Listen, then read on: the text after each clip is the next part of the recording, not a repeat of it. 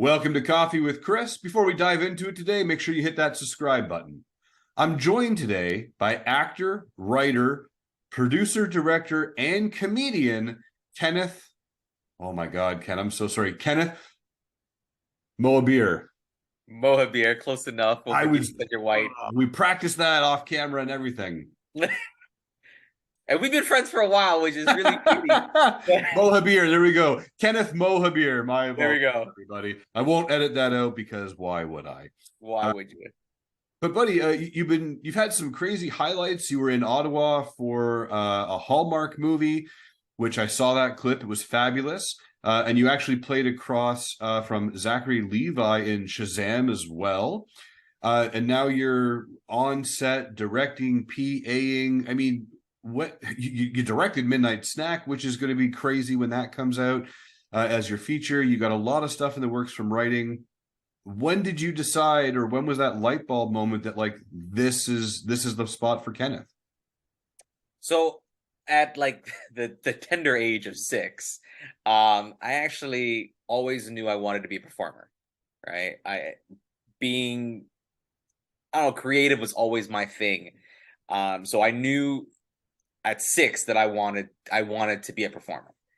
The unfortunate thing is, being 6 in the 80s, brown faces weren't really seen on TV, and it was kind of a passion of mine, and I would always incorporate acting and comedy and like school assignments whenever I got the opportunity to do presentations or anything like that.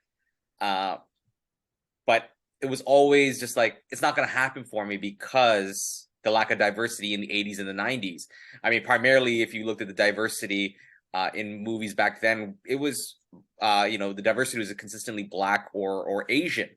And I fit into this weird category of Indo-Caribbean, which most people don't even know exists, which is, people of Indian descent who got taken to the Caribbean to, work the sugarcane fields and stuff like that, right? So people don't know that stuff, right? And I ended up making the choice of going behind the camera, and I went to Sheridan College to do film there, and got the film creation part. I got that bug, in me and love, and then kind of put it aside to be a dad. And I'm circling back to all of this now because, I was working in a job that I hated for so long, and got laid off because of COVID. So I'm like, all right, well, time to be me finally, even at 40. It's never too late to start over and really pursue who you are and identify as, a creative person, not just, a worker in some job, right? And I think that's important. People talk about, identity, right? And not always just pertains to gender, right? For me, it pertains to who am I as a creative person outside of being Kenneth the dad and the husband and all that kind of stuff. Who am I in the workplace? Who am I as as a career? And I have decided that being in the entertainment industry is just where I am. That's my happy place. That's good. You're right. It's never too late to start over. You look amazing for 40. I would have said, 37. Uh, but with your acting career, you actually have your kids. You've helped them get into some really neat spots with their acting careers as well, or at least a start of it. Is your daughter and son still pursuing acting, or is it wait until you're older type of thing? So, my son, I think he likes the idea of it. Whether or not something he's going to pursue, I don't know. I'm not pushing it on him. I did get him as a photo double for a Disney Plus show that should be airing sometime this spring. And you don't ever see him, but he's there. He got to hang out with the cast, and for him that was a highlight for him, and I was happy to have that experience with him. And my daughter, who I had star in my short Midnight Snack, and when I get this made as a feature, will reprise her role. I mean, she is 100% like me in the sense that she's very outgoing. She likes to be the center of attention, and if anybody out of my 2 children that I see being the actor, it will probably more than likely be my daughter. However, though, my son is I'll take it as a huge form of compliment from my son. Like he's trying to find his comedic voice, and 12, going through puberty, all that kind of stuff. He's trying to be cool, but with me, he pushes that comedy, and it's sweet to see my impact on them. So what they choose to do with their lives is going to be interesting. I'm just going to be along for the ride with them. It I love that because you are a comedian. You do stand-up comedy. You have toured a bit and done shows all over. And to see your son be like, I'm gonna be like dad. I mean, that's really cool. I want to ask you a question about your comedy actually. Mm. Is there a moment in your head where you're like, oh my God, that was one of the worst shows that ever happened? And why was it a bad show?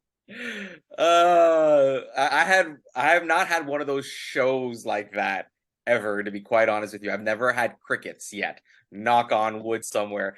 Um, However, I did bomb once at a birthday party for a room full of devout Muslims, and my brand of humor uh, doesn't fly in with that crowd. I mean, and not to make a terrorist joke or anything like that, but it's just like it didn't work. My jokes are very self-deprecating. They make fun of marriage, my children, my weight, and that kind of stuff. And I talk a lot about sex and in my stand up. And yeah, it was the wrong crowd, and I had prepared a whole bunch of material, and I was trying to rework the material, but there was not enough magic in me to make the material work that night. So I bombed gracefully, walked off the stage, and thanked everybody for not throwing anything at me. And the positive note at the end of it was just like, a lot of people came to me after when I was getting ready to leave later in the evening, and they were like, no, your stand-up was great.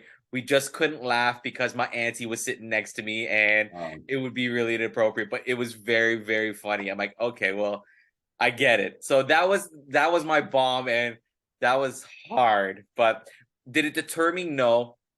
It made me realize that I'm not invincible on stage, because I feel that sense of being invincible when I have the microphone. I it's like I gotta do multiple personalities. There's Ken who goes to work, takes care of his kids or whatever. But when I get the microphone and I have the opportunity to speak and make people laugh, it is a rush that I guess I can only compare to illicit drugs. Yeah, I don't know. Not that I've done anything, right? But I mean, it's such a high to hear other people laughter, knowing that you're a part of that moment in their life where they get to smile and laugh. To me, that is like a gift. Often we hear comedians say that where the highlight for them is hearing someone else laugh, and a lot of comedians are very unsure of themselves, and then they get up there. Courtney Gilmore is a great example. She's off stage very introverted and leave me alone to my books in my crawl space or corner space. But then there's other people like you who in your regular life you just like to see people smile and have a good time. So transitioning that to the stage, have you found any other challenges, or is it just you get up there and it's the Kenneth show? Um, it is really the Kenneth show. I go up there and I do my thing. I've got a list of jokes I go up there with, and you got to be receptive to the audience too, right? You may have a list of jokes that you're planning on going, and in your brain it's like, yeah, these are gonna nail every single one of them, and then you see the audience is not responding to one joke, and the way I write my sets is that one joke leads into another, and then sometimes okay, I got to switch it up. I got to go with these jokes instead, and you're doing all this processing in your brain, and what may seem like a million seconds have passed. When you watch back the recording, it's literally a blink of an eye. You had no idea, or the audience had no idea that you had fumbled. But in my mind, I'm like, oh shit, right? But I just power through, right? And it's good. So if you could pursue one, and it's a trick question really, if you could say, Oh. I'm going to just tackle comedy and do stand up and just hammer through that, or be on camera as an actor, and because you're a director as well, or be behind the camera and direct people, which one of those three avenues would you say, you know what, I love all of them, but my passion really lies? My passion has always lied in performing. Okay. I'm a performer at heart. I like being an actor. I love being an actor. It's great. It's fulfilling when I get the opportunity to play anything that's not a stereotype, to be quite honest with you. Which is Well, a can you talk to me uh, about that a little bit? I know we've had some previous chats, but talk to me about this. I'm going to use the term microaggression towards stereotypes. Pretend I don't know anything that you're talking about. What do you mean by that? so a lot of the times I will get called for casting for roles that don't come with a name. It's just a description of what the person is. So example, Uber driver, taxi driver, right? And because I look South Asian, I have to talk like this and bob my head and ask you where you want to go today in your Uber, where can I take you an Uber driver, and it's tough because on one hand, I don't want to play these roles, but then as a parent, a mortgage owner, all these responsibilities in life, I gotta perpetuate these stereotypes so I can live. And it's what do I do, right? Can I go tell the casting director to go fuck themselves? No, I can't. And I apologize for any children watching this, but uh you got to do what you got to do. I had an audition for the CBC one time, and it was for an Uber driver. And sure, I didn't want to do the role, but you got to go for what you get. And I immediately just assumed South Asian accent, so I did it. And the casting director was even like, this is kind of racist. Let's not do this. Let's do your regular voice. I'm like, thank you. And I proceeded talking like this. Did that, I think, booked the role with the caveat that I had to send them a recording of me doing the accent again. Uh, Yeah. And I never ended up actually filming the role. I ended up getting COVID and somebody else had to take the job. So was it a career defining role? No, but these are obstacles that I'm facing as an actor. So as an actor, I'm dealing with this. Now I've got to pivot, right? And that's kind of what pushed me into getting the stand to begin with, because nobody saw me other than the stereotype of a guy driving a car, being that kind of person with an accent. I've gone out for stuff for convenience, owner, doctor, and you want these South Asian accents. And I said, you know what, I got to make a change. So this is where I'm starting to get into the directing and the writing and the producing part of it, because it all starts there before you hit, record. And I want to write stories now that I can identify with. And they're primarily being focused on the Indo-Caribbean community, telling stories from that community and showing that just because I'm brown doesn't mean I speak with a South Asian accent, right? And I do stand up kind of on the side as well to help with the acting, so I can kind of create a brand, but as well as to tell people what the difference is. One of my jokes is that, just because, I get asked all the time, is Kenneth your real name? And I have to make the joke. Why you just assume that because I'm brown, it's something with a Jeep preacher deep at the end, and it gets serious, and I got to remind some people about slavery. And it's not something I want to do, but sometimes you have to. yeah. And yeah, but I'm trying to do all these avenues here to create a voice for myself for a very, very small demographic. Mainly because another reason why, because my kids need role models that they can identify with. Growing up, I didn't have role models that I identified with. I had role models like Jackie Chan, Bruce Lee, and Michael Jackson, and Eddie Murphy. Those are my role models growing up, right? And yeah, they're minorities and stuff, but they're culturally still a little bit different, and they're leaders for their communities, right? There's nobody in the brown community that's made it mainstream in Hollywood is like, yeah, I want to be like that guy. No. And I kind of want to be that guy. Good. I think that's a really great mission and goal to have, to, I hate to say, run with the flag and say, look at me, we can all do it. And we don't have to fall in this category. When we talk about, movie making and acting and bringing characters to life and then going on to stage, what's the challenge that you're finding between Kenneth the comedian and then Kenneth the actor? Like, do you ever get to the opportunity to influence the characters with your flair of comedy and your flair of personality? Or is it, if people don't know how to read a breakdown, okay, we want you to be, the restaurant owner. Do you get to be open with it and do whatever you want? Or is there a kind of a thing that you follow that say, I can't present Kenneth's personality, I have to present a restaurant owner, for example? How do you navigate that? It's tough. When I start doing my submissions for the self tapes, I start with, one character and then I submit with another one. I try to do different accents. Sometimes they'll get, 2 to 3 submissions, right? Depending on what it is, right? And the difficult thing is I'm not at that upper echelons of actors where I'm getting roles thrown at me that are really deep, where I get to really dive into a character. They're usually one scene roles, and I'm trying to navigate past that. It's been an obstacle, but usually they're such small characters that you can't really, as an audience, care about them. They're there for the minute and they're out. There's no I've emotional yet to connection. be in something where I've been in multiple scenes, to be quite honest with you. Now you're a union actor, Yep. actor, is that right? Yep. So in your experience, when you look at ACTRA and you look at union versus non-union, Mhm. what do you find is the biggest disparity between the two? Why should someone be union? Why should they not? Why would you take a non-union gig versus a union gig? In your opinion, walk me through that. So obviously, I started off non-union. I was like non-union for like 5 years, and I was booking quite a few commercials, and I was on a reality show for a moment. And with the commercials, you do the job, they pay great, but you're there just to sprinkle some color in, right? You're trying to appeal to their marketing campaign because they've got a demographic that they're trying to hit. And at the same time, like, you got to take the job. You need the money. You got life, right? Bills to pay, right? And you sit there and you do these auditions, and they're for chicken nuggets or whatever the case may be, right?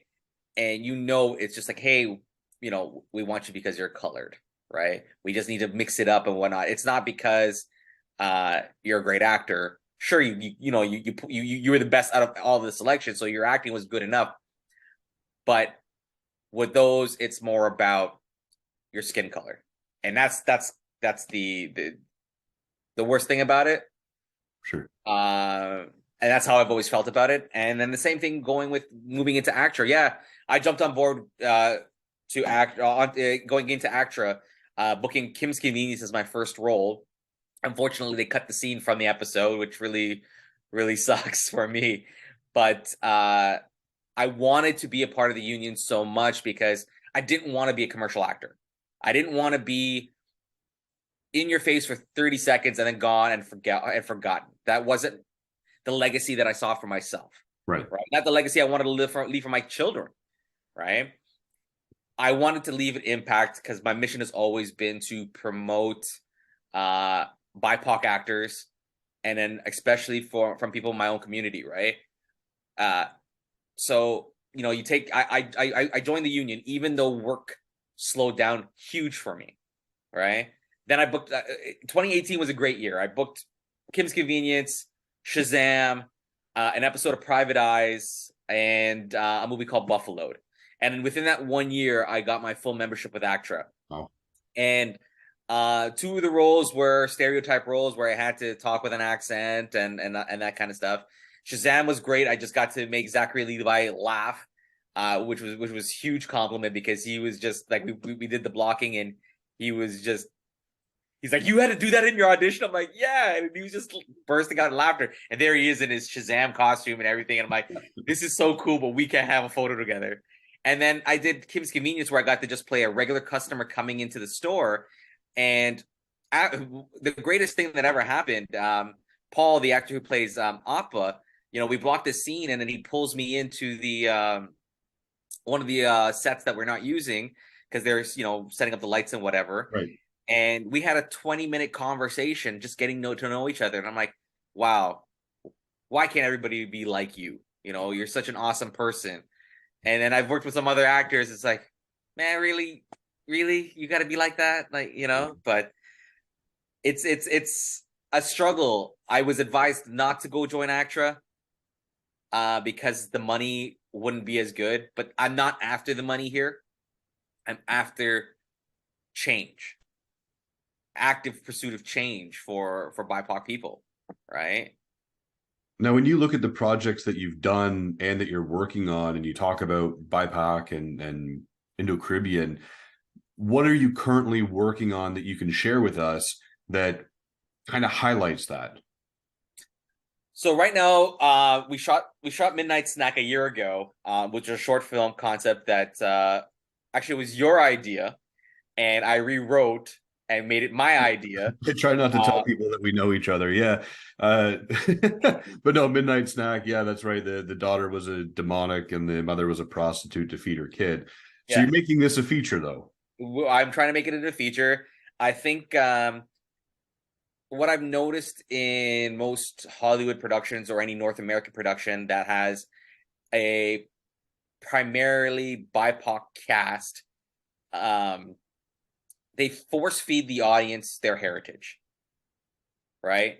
Hey, I like let's take for example, on Netflix, there's this movie called Wedding Season. It was shot here in Toronto, but it's your standard, guy meets girl. We got to pretend we're getting married. Ends with a wedding. They fall, all that kind of stuff. Yeah. And it's just like how much of the same thing we're going to get, right? How many times are we going to watch a movie with brown people and it's all about falling in love, getting married? Then on the flip side, there's the movie like Dr. Cabby and the movie Breakaway. That small, those two productions made by the same group of people, and they villainize white people, by making them, the constant oppressor. Sure. Now, not to say that racism is gone, but you as an audience member and being a person who's white, do you want to be reminded of slavery all the time when you go to watch a person's movie that is a BIPOC? No. I'm like another one, like we're past this now. The vast majority of moviegoers who are watching movies aren't racist people, right? The Right. white people who buy tickets to go see Black Panther aren't racist people, and we keep, unfortunately, as as BIPOC performers and creators, we have to pick a villain, and well, white people are holding that bag of racism, and it's going to be you, and I don't want to do that. So I chose to write Midnight Snack as a horror / thriller drama, but it highlights the Indo-Caribbean culture, the Caribbean culture as well, but it also brings in the white audience because I've casted it or written it that way, where I get to show you the beauty, the culture, the diversity, what it is to be Caribbean without alienating an entire sector of people, right? Because let's face it, the white demographic buys tickets, right? I want to make a joke here, but colored people bootleg stuff. This is the truth, right? So I gotta appeal to you guys. And where can people learn more about you? Are you on Instagram, Facebook? Are you TikToking? Where can we find you? I'm on Instagram. I'm on Facebook. I have a website, and it's just my name, Kenneth Mohabir. At Kenneth Mohabir or whatever. If you Google search me, I'm actually the only one with my name. So I gotta cash in on that until I get famous, and then somebody else is gonna name their child after me. And then it's just gonna be a compliment. It'll be a great day. Yeah. I have time for one more question for you, Kenneth. Sure. What makes you smile? What makes you smile? It's easy. Actually, I'm easy going. I'm very cheap at smiling. Like I mean, a lot of things make me smile. Good people like you. But when I'm really, really down, what gets me smiling, I'll go through my phone and I look at my kids. That's what my kids take me out of those moments where I'm not smiling, and they put me into that moment of smiling. And then all of a sudden, comical Ken comes out and I'm ready to make other people smile.